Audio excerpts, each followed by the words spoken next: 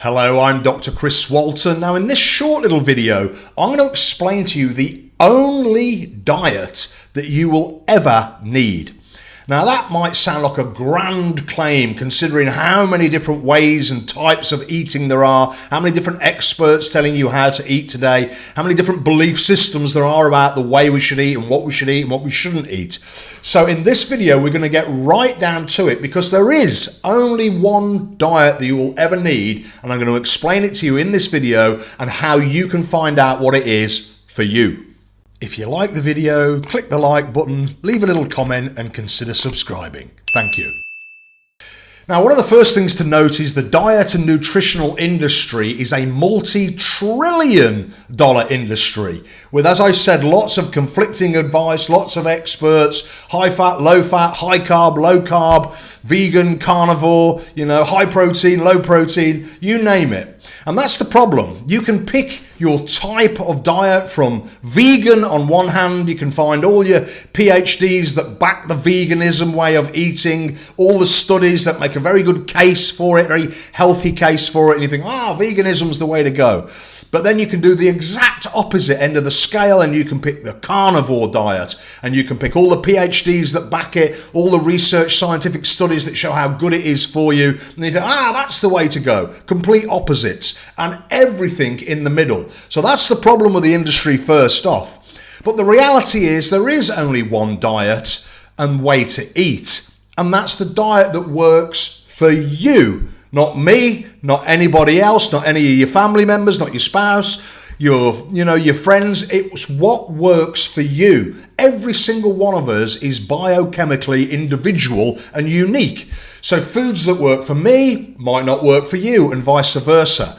So there's a very simple way to work out what you should be eating and what you shouldn't be eating. And this is the key to the diet, the only diet that you ever need. It's eating foods that give you energy, improve your health, and stay off the foods that rob your energy and reduce your health and functions of the body.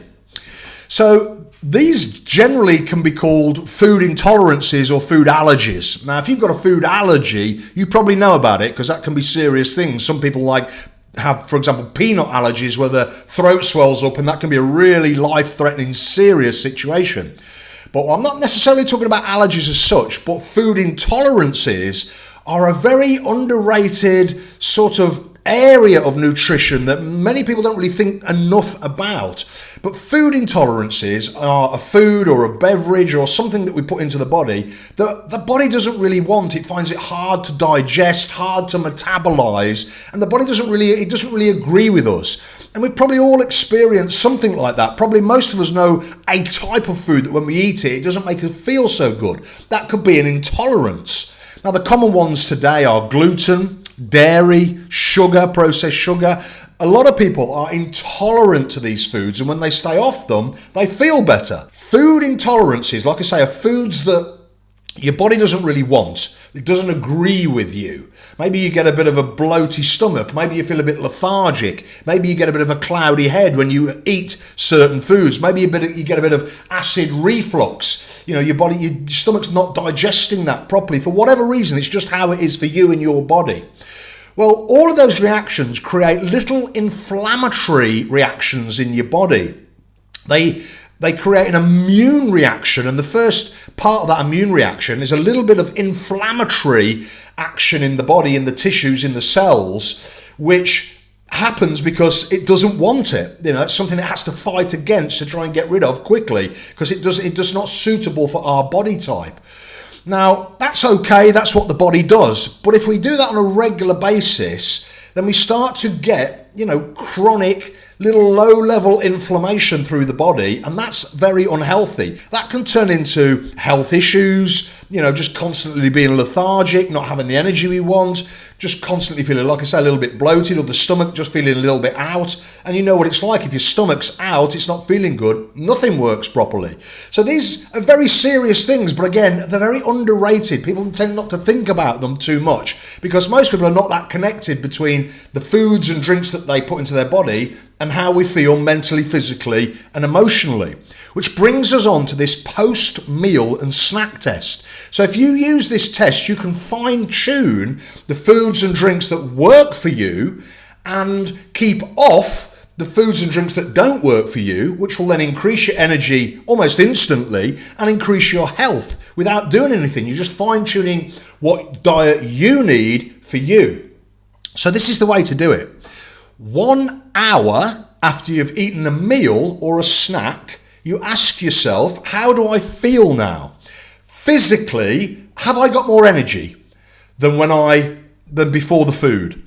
If you haven't got more energy, then what you've eaten is taking more energy to metabolize it, to digest it and metabolize it, than it's actually giving you back. If you eat something and an hour later you're more tired than you was before you ate it, that's not working for you. So you pay attention to that. If you're a little bit sluggish or a little bit drained, then what you've eaten is obviously not working for you. So you pay attention to that. You also ask yourself, how am I 1 hour after eating a meal or a snack? How am I emotionally? Do I feel emotionally balanced? Do I feel in a good place? Or do I feel a little bit irritable, a little bit anxious, even a bit angry? Something like that. If so, everything else being the same in your life, what you've eaten is not working for you. It's creating a little bit of inflammatory response in the body, maybe a bit of inflammatory response in the brain, creating a bit more stress activity in your brain, and you're feeling that on the emotional level. So you tune into that. And then also, how am I feeling mentally? Are you clear in your mind? Can you think clearly? Or do you feel a little bit cloudy, a little bit heavy in the head?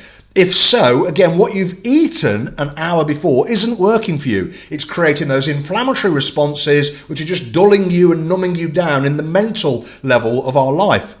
So if you use that test every time you eat something, you can quickly, over a week or so, work out what foods work for you, what foods give you energy, make you emotionally balanced and feel good, and what might give you mental clarity, and what foods drain your energy, make you emotionally irritable or just unbalanced, we could say, and a little bit cloudy in the mental realm, in our thinking capacity.